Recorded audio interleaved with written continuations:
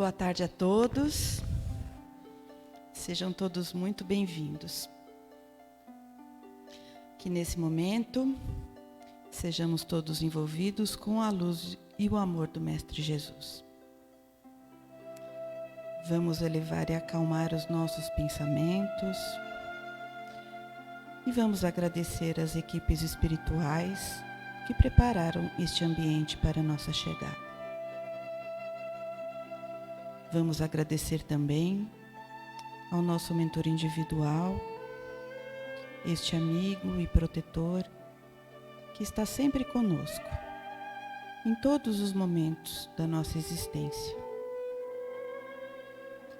Vamos cumprimentar Joana de Ângeles, a mentora dessa casa, Irmã Rosário e as freirinhas do campanário, que sempre nos recebem aqui com tanta alegria, com tanto carinho.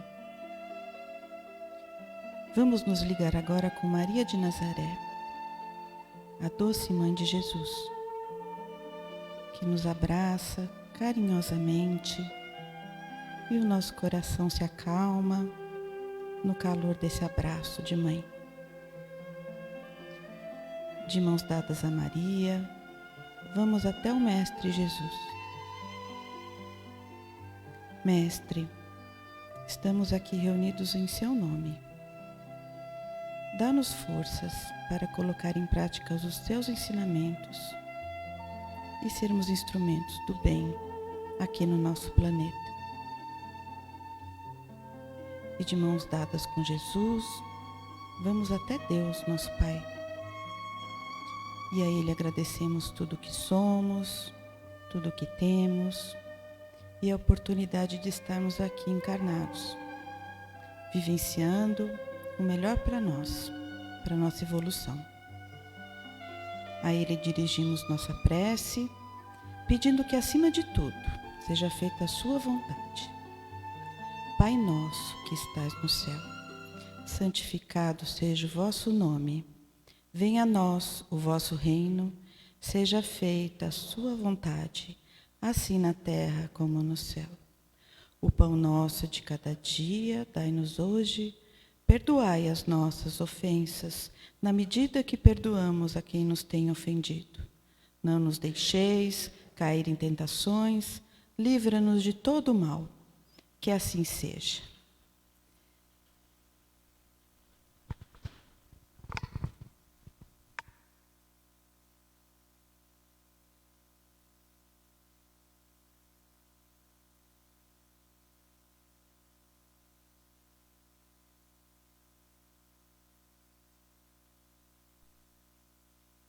Que Jesus nos envolva a todos. Vamos pedindo aos passistas que possam se posicionar no corredor central.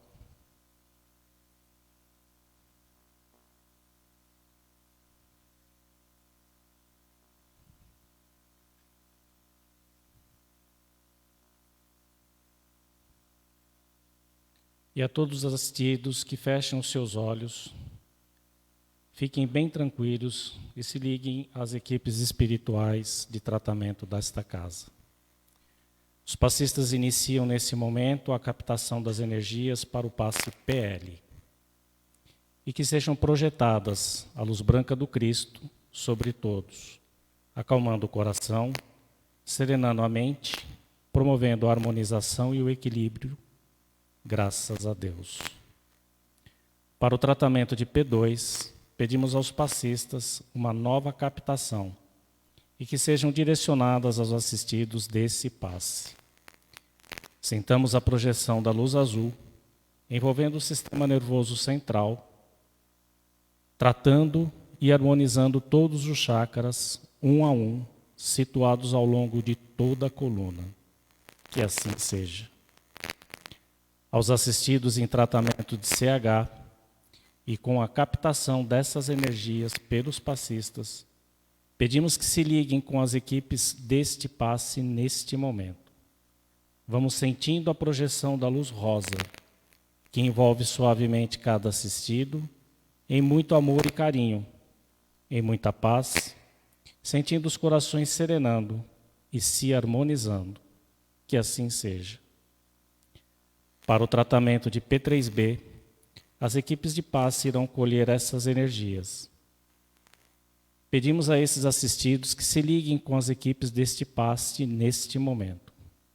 Rogamos a projeção da luz branca do Cristo, envolvendo encarnados e desencarnados aqui presentes. Pedimos a luz azul, envolvendo o coração e a mente dos assistidos.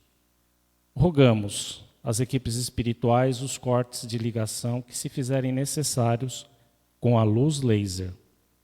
Pedimos a projeção da luz azul, envolvendo o sistema nervoso central, periférico e neurovegetativo. Da luz rosa clara, envolvendo o cardíaco para aumentar os bons sentimentos, e amarela no frontal para ter bons pensamentos, maior força de vontade e melhor ligação com o mentor individual. Vamos, neste momento, envolvendo cada assistido numa cúpula rosa clara brilhante, da cabeça aos pés, para que o tratamento se fixe até quando for necessário. Que assim seja. Captando as energias de P1 e P3A, pedimos aos assistidos que se liguem com essas equipes médicas espirituais neste momento. Os passistas irão depositar uma projeção da cor verde destas equipes, envolvendo todo o organismo físico e espiritual dos assistidos, tratando onde for necessário. Vamos projetar as cores do arco-íris, envolvendo os assistidos para alcançarem o fortalecimento físico e espiritual necessários. Que assim seja. Pedimos que todos nós, encarnados e desencarnados, sejam envolvidos nas bênçãos amoráveis do Cristo Jesus e que cada assistido permaneça em cúpula protetora relativa ao seu tratamento até quando for necessário.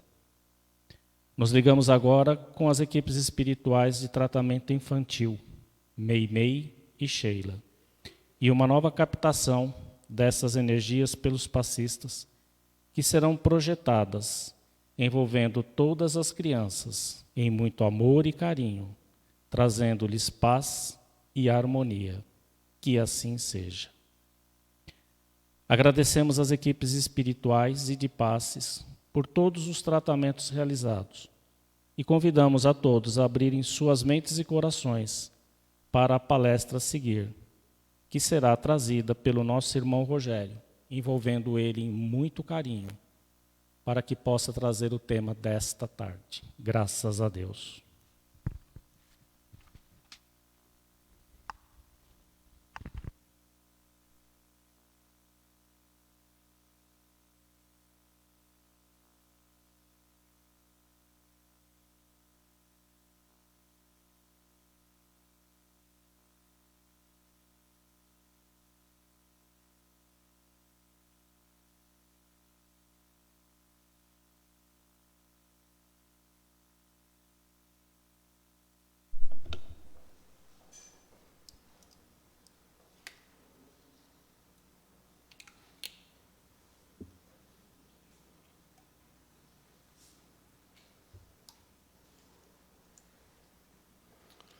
Boa tarde a todos.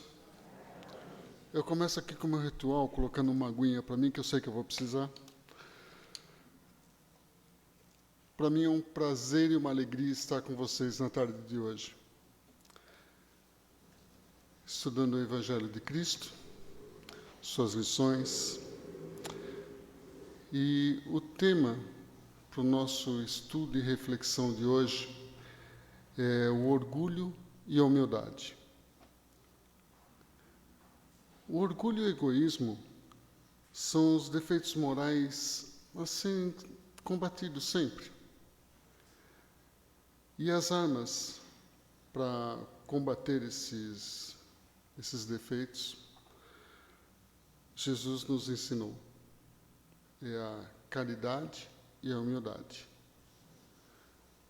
São os pilares de todo o ensinamento do Evangelho do Cristo. E orgulho e humildade estão dentro de todos nós.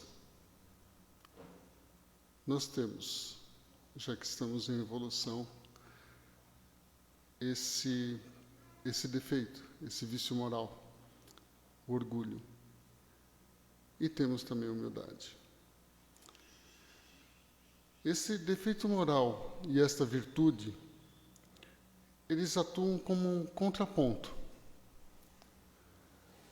Vou explicar para quem não conhece o contraponto. O contraponto é uma arte na música de sobrepor uma melodia a outra. Na música é bonito. Você pega dois tons diferentes, ou duas vozes diferentes, e que elas apresentam contrastes e colocam elas junto de uma forma que elas se harmonizam. Fica bonito de ouvir. É mais ou menos assim que nós disfarçamos o orgulho.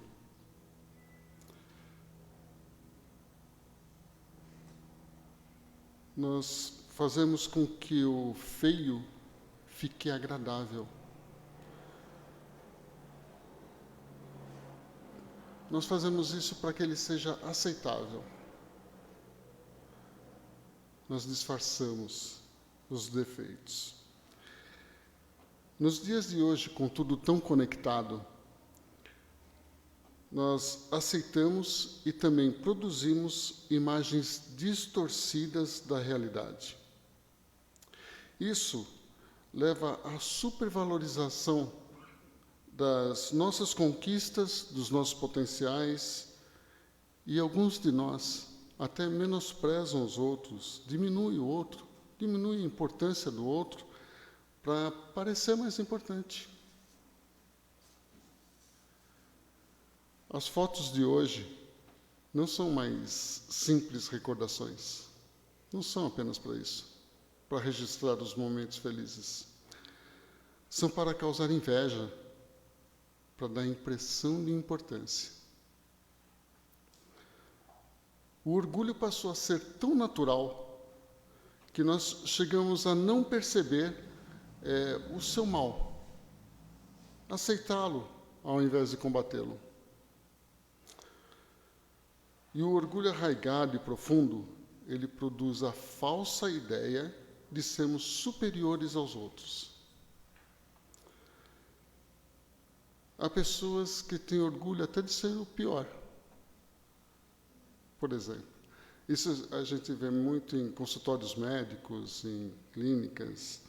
Uma pessoa diz, eu estou com uma dor nas costas, a outra já... Não, mas eu tenho 2 hernias de disco, bico de papagaio. O orgulho em ser o pior. A disputa em quem é mais doente, quem é o pior. Isso é só um exemplo, isso tem muitas coisas.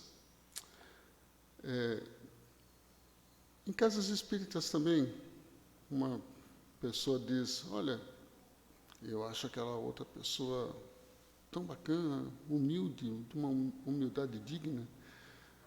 E uma outra responde, humilde sou eu. Nossa, olha minhas roupas. Percebam que o orgulho de ser humilde, né? Não há humildade aí. É a vaidade. É filha dileta do orgulho disfarçado em humildade. Orgulho e vaidade andam de mãos dadas.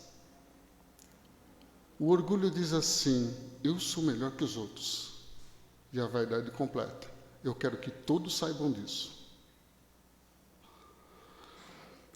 Porque de que adianta ao orgulhoso, né, se achar o melhor, ser o melhor, se os outros não souberem disso? Ele precisa que os outros reconheçam e até o louvem por ser melhor. E aí nós podemos lembrar da lição do Evangelho segundo o Espiritismo, no capítulo 5. Tem um trecho nas causas atuais das aflições em que os Espíritos falam que os tormentos voluntários, nós estamos sempre procurando a felicidade sem cessar, mas elas nos escapam por procurarmos nas coisas erradas. A felicidade não está nas coisas materiais, mas nas realizações da alma e na paz do coração. O orgulho e a vaidade não dão paz. Cansa. Porque dá trabalho ser opressor. Esse trabalho acaba por escravizar a si mesmo. A verdadeira felicidade não existe aqui na Terra. Sabemos disso. Mas pode-se alcançar uma paz, uma felicidade relativa, vivendo os ensinamentos de Jesus, a caridade e a humildade. Lembrando que a escolha de agora vai definir o futuro. O orgulhoso, ele sofre vigiando a vida do outro, procurando provar que é o bom, que é o melhor, para elevar-se, tenta rebaixar o outro, humilha. O humilde e caridoso, ele segue a vida feliz e em paz. Ele segue servindo ao divino propósito de melhorar a si mesmo e auxiliar ao próximo. Nas palavras de André Luiz, o iluminado não insulta o que anda nas trevas, ele aclara até a senda. Ser importante é do ego, ser feliz é da alma.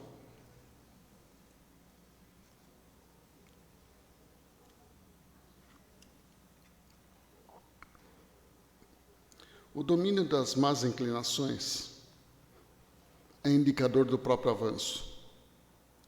A humildade e a prática da caridade são as ações de auxílio nas obras de Deus.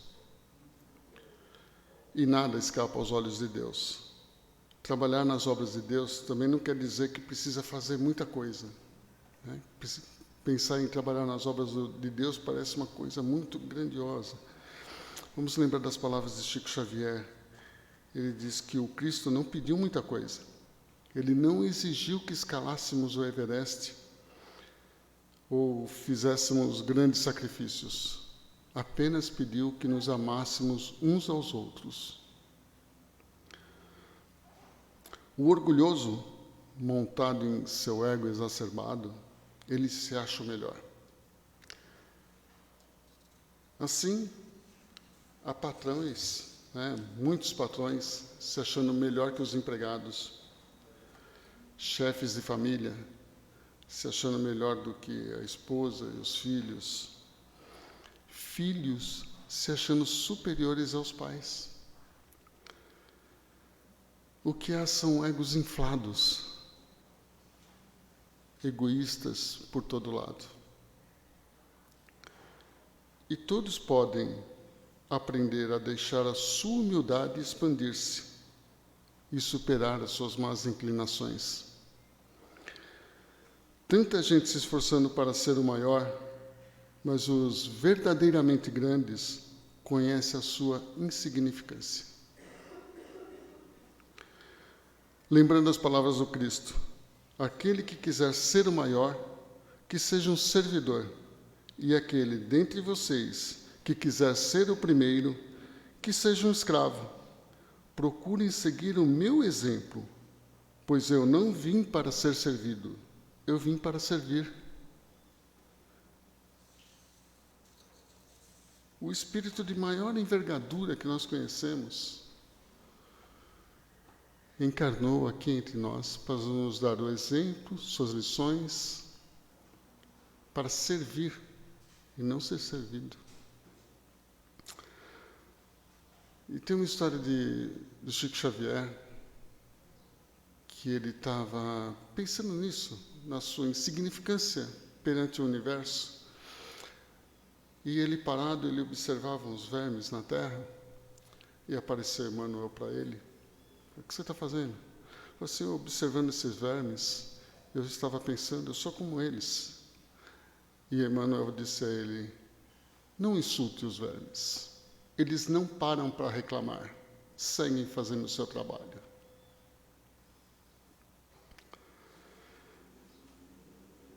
E tem a história de Sócrates. Um dos discípulos de Sócrates, Heráclito, perguntou ao oráculo quem era o maior homem daquela época, o mais inteligente. E a resposta era Sócrates. E ele correu contar para Sócrates, e Sócrates ficou indignado.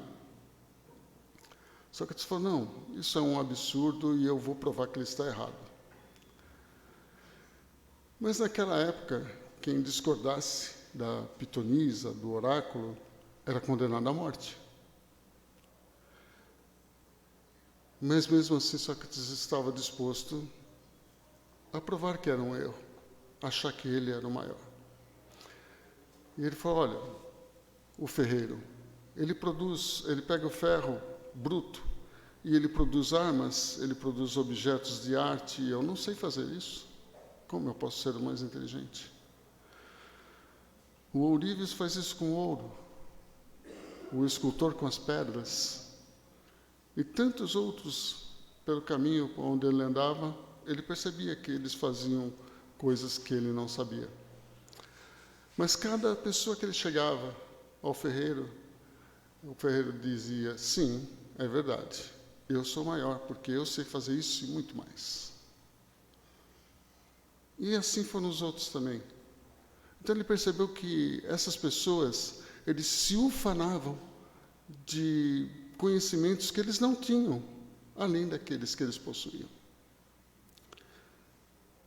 Eles não conheciam o seu limite. E, bom, Sócrates tinha o direito de defender-se. Ele conseguiu ir a júri, ir a julgamento, e no julgamento ele disse o seguinte, eu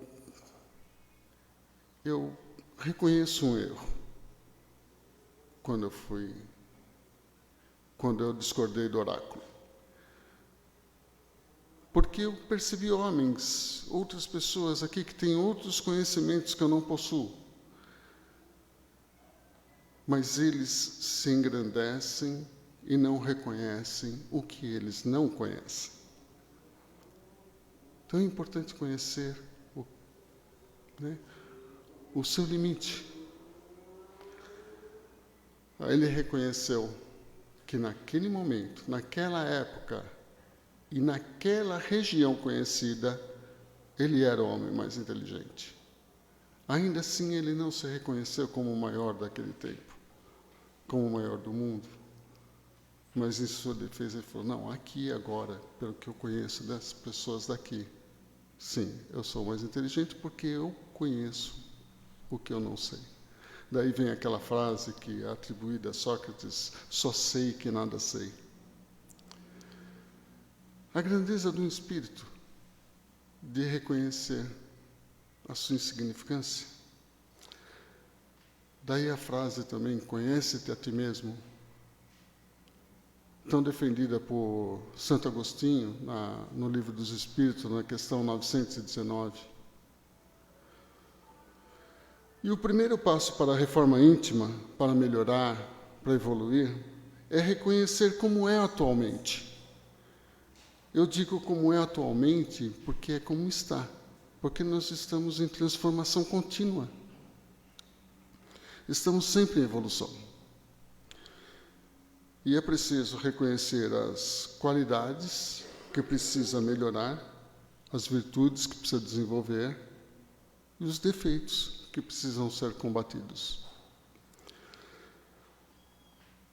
É aceitar como está e procurar melhorar sempre. O humilde, ele tem consciência do que ele não é, daquilo que ele não tem e dos defeitos que ele tem que vencer. É o cuidado com a falsa modéstia. Porque a falsa modéstia é o orgulho disfarçado.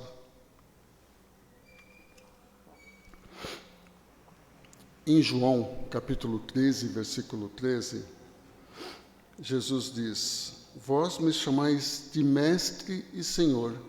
Estais certo, eu o sou.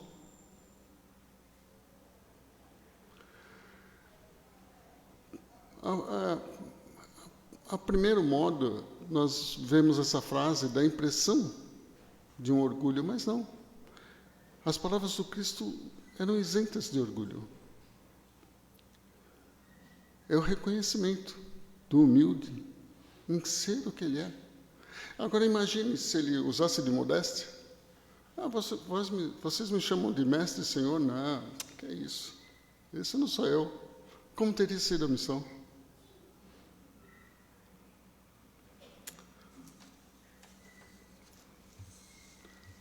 O humilde, ele é verdadeiro. E quem é verdadeiro, enxerga com o coração. E quando você enxerga com o coração, tudo muda. Porque você está sendo puro. Não está querendo ser e demonstrar o que você não é. Quem tem pureza de coração ama mais, tem mais capacidade de ver a pureza, de ver beleza, de ver em tudo uma obra de Deus.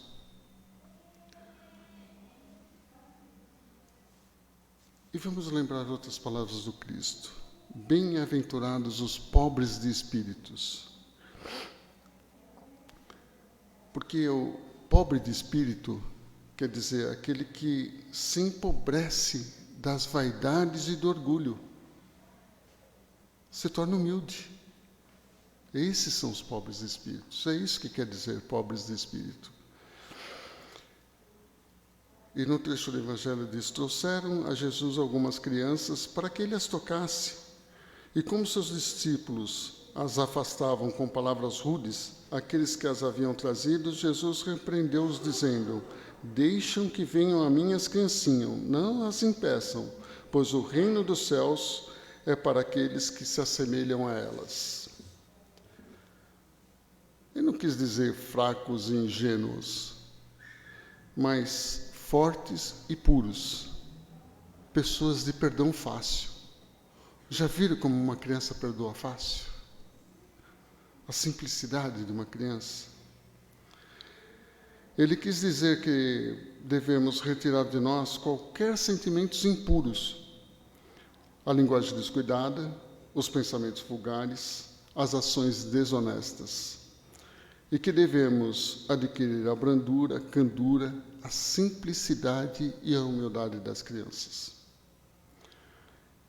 E ele ainda completou: em verdade eu digo a vocês, todo aquele que não tiver a humildade e a pureza de uma criança não entrará no reino de Deus. E depois de abraçá-las, abençoou-as, impondo-lhe as mãos.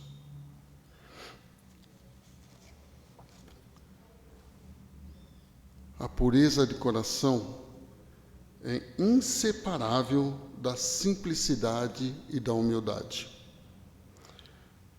A pureza de coração exclui todo pensamento de egoísmo e orgulho. É por isso que Jesus usou a infância como símbolo de pureza. E pode ser que nesse momento você pense que isso é muito difícil, isso está muito longe, né? Nós estamos falando de um espírito puro, mas agora eu quero que você lembre que uma jornada começa com o primeiro passo. Reconhecer que não possui muita pureza já demonstra humildade e já é parte do caminho. Nós somos luz. Toda imperfeição que cobre o nosso ser foi criada por nós mesmos. Daí aquela ideia de esculpir a si mesmo, fazer brilhar o diamante interno que nós temos. Os ensinamentos que Jesus deixou é a oportunidade de aprender pelo amor, porque o outro jeito é dolorido. Aprender pela dor. Não espere a vida te empurrar, para então se esforçar em melhorar. Lembrando outras palavras de Chico: quando tudo parecer triste e cinzento, tente encontrar o lado bom da vida, porque há males que nos curam e dores que nos ensinam. Procurar aprender o que as lições da vida nos trazem. E eu queria dar um exemplo de uma lição de vida. E aí eu peguei um exemplo bem próximo de mim.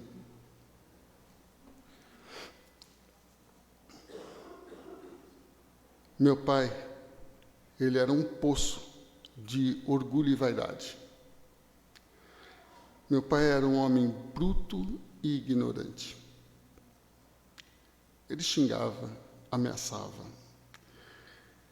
dizia que não acreditava em Deus, era preconceituoso, e dizia, nas palavras dele, daquela forma rude, que se ele ficasse aleijado, ele se matava, porque não haveria dignidade em viver aleijado. Com tudo isso, eu via que meu pai não era uma pessoa ruim. Havia bondade nele. Eu lembro de um dia no centro da cidade, quando encontramos um homem que trabalhava com ele. Sabe um desses dias frios, daquele que o vento gelado entra dentro da gente? Encontramos esse homem esfregando os braços, de manga curta, e meu pai disse para ele: você merece o que você está passando. Onde já se viu sair sem blusa num dia frio desses? Aquele homem meio sem graça, com aquela reprimenda em voz alta, em meio a um sorriso, disse para ele: quando sair o pagamento, eu vou tentar comprar uma blusa.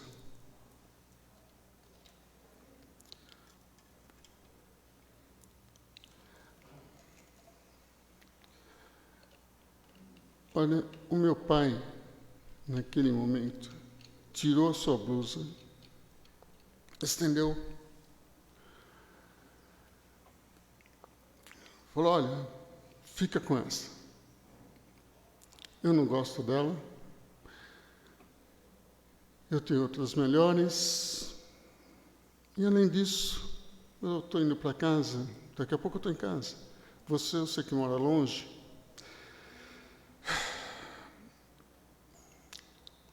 Eu sabia que aquela era a blusa mais nova e a melhor blusa. No caminho de volta, ele olhou para mim e falou assim: ó, não conta nada disso em casa. Bom, mas como foi a mudança? A mudança dele?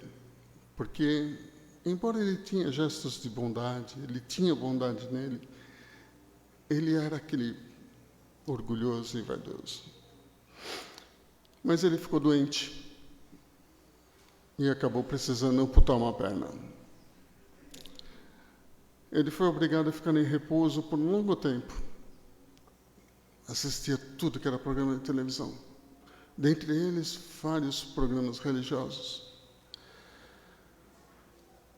E eu tinha o hábito de sempre passar na casa dos meus pais, conversava muito com a minha mãe sobre o Evangelho, sobre Jesus, obras espíritas.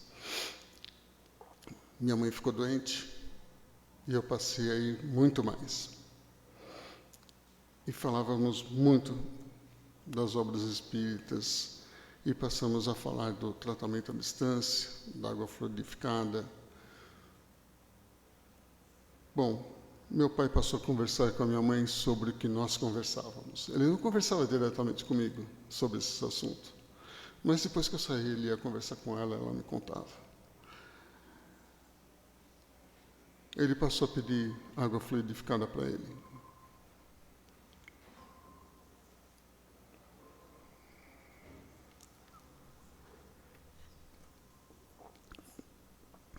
Ele aprendeu a rezar. E nas suas horas de dores, aprendeu a clamar por Deus.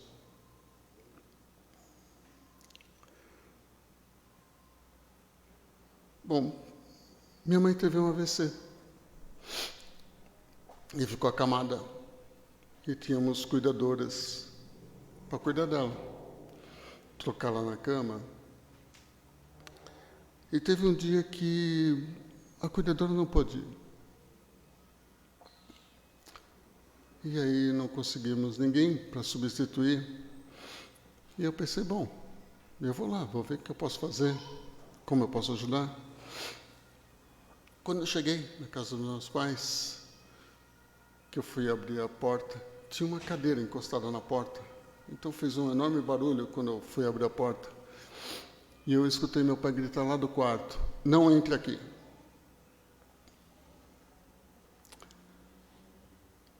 E aí eu escutei minha mãe dizendo, você não precisa fazer isso.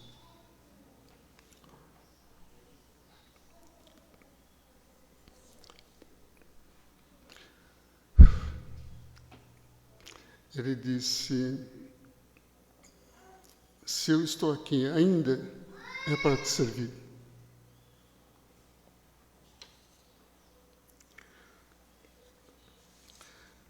Bom, eu fiquei ali prestando atenção no que estava acontecendo, porque meu pai não tinha equilíbrio, uma perna só, ele encostado na cama, ajudou.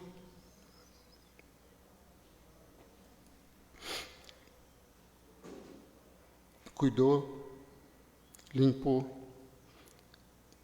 Quando eu escutei que ele tinha entrado no banho, quando ele foi tomar banho, eu fui embora. Para que não soubessem que eu tinha estado ali. Que ele não se sentisse mal com isso, com a situação. Então, a vida empurrou ele para isso. Ele precisou de muito sacrifício na sua transformação.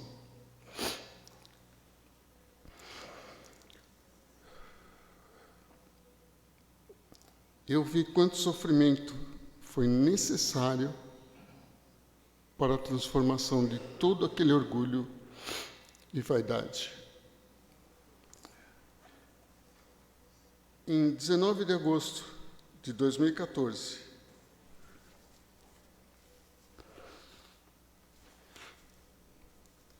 no dia do aniversário do meu pai, minha mãe desencarnou. 24 dias depois, ele foi ao encontro dela.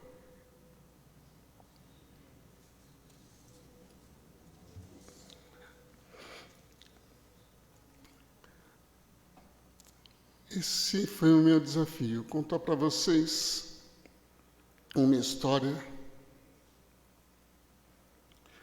muito próxima de mim, de transformação, empurrada pela vida, porque não procurou antes.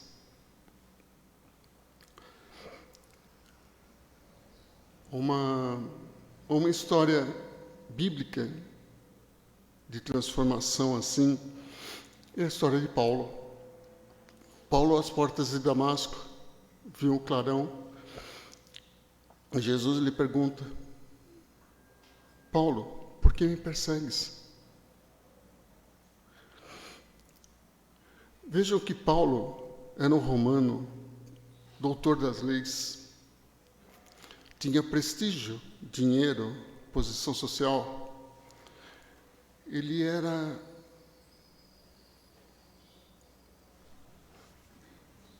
obcecado pelas coisas materiais, pela visão do mundo, pela visão material. E aí, então ele ficou cego por 3 dias. Foi cuidado pelos cristãos que ele tanto perseguia, com caridade, humildade, com amor. Paulo, naqueles 3 dias de cegueira, ele pôde perceber uma outra visão, a visão espiritual. Ele pôde perceber uma outra paz, A paz que o mundo não lhe dava, que as coisas materiais que ele tanto observava não lhe dava, ele só pôde observar naqueles 3 dias de escuridão. Daí a transformação tão profunda de Paulo.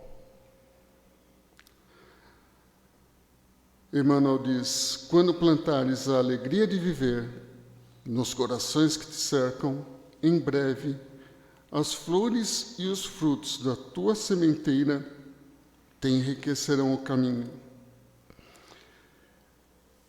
Nós encontramos pessoas que disfarçam orgulho.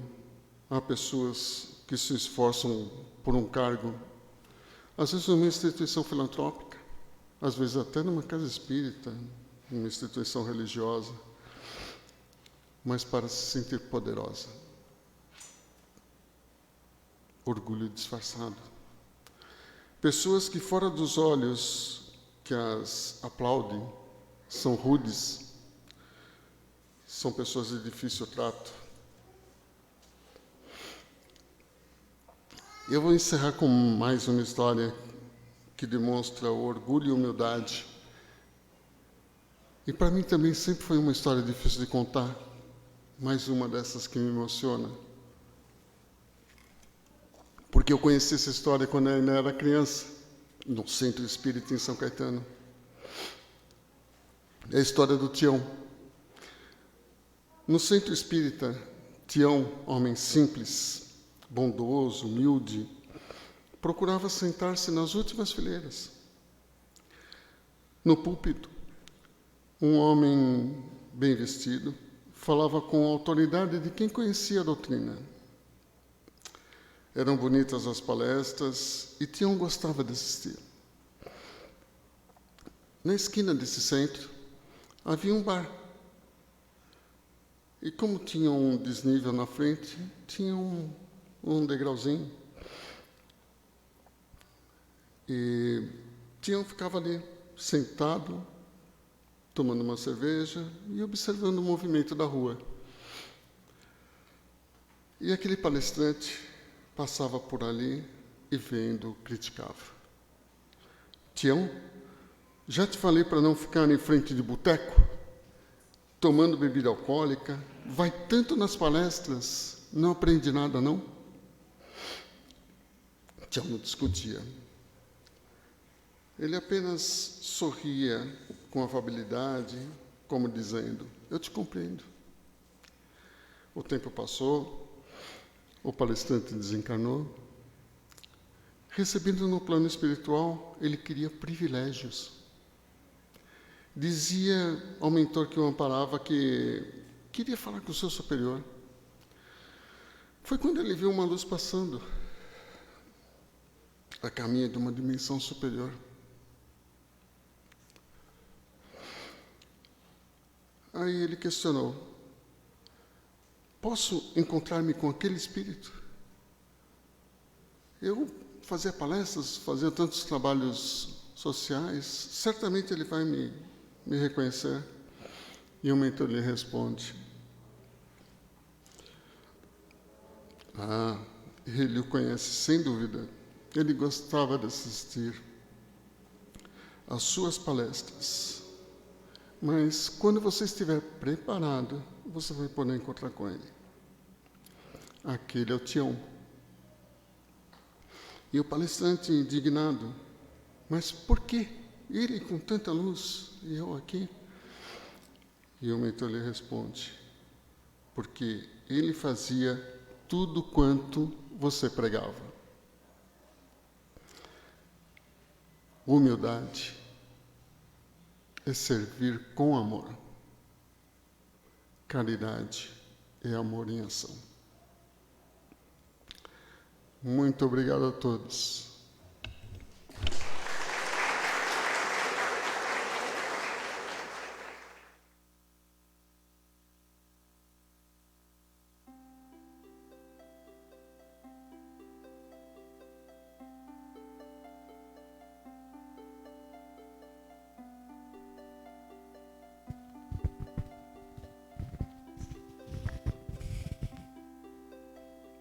E assim, envolvidos nessa emoção e harmonia. Agradecemos muito o nosso palestrante por essa oportunidade de reflexão.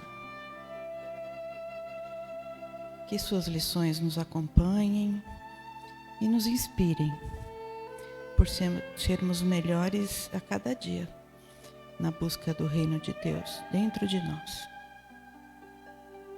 Agradecemos a todos os mentores que estiveram conosco e pedimos a eles a licença para vibrarmos pelos sofredores e aflitos. Que os doentes recebam nossa vibração de amor e, por misericórdia, sejam aliviados em suas dores físicas e emocionais. Pedimos também por aqueles que têm fome, por aqueles que se encontram desempregados. E pedimos por nós, por nossos lares, por nossos familiares, para que tenhamos força, coragem e fé. E então nos despedimos com a prece.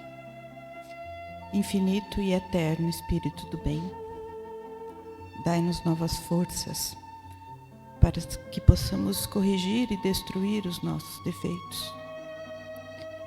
Dai-nos maior espírito de benevolência e de amor para com todos os nossos semelhantes. Dai-nos o caminho, o meio pelo qual podemos obter a paz, a saúde e a felicidade mais firme e perdurável. Dai-nos finalmente uma fé perfeita na lei da vida eterna. Que assim seja. Boa tarde a todos e uma ótima semana.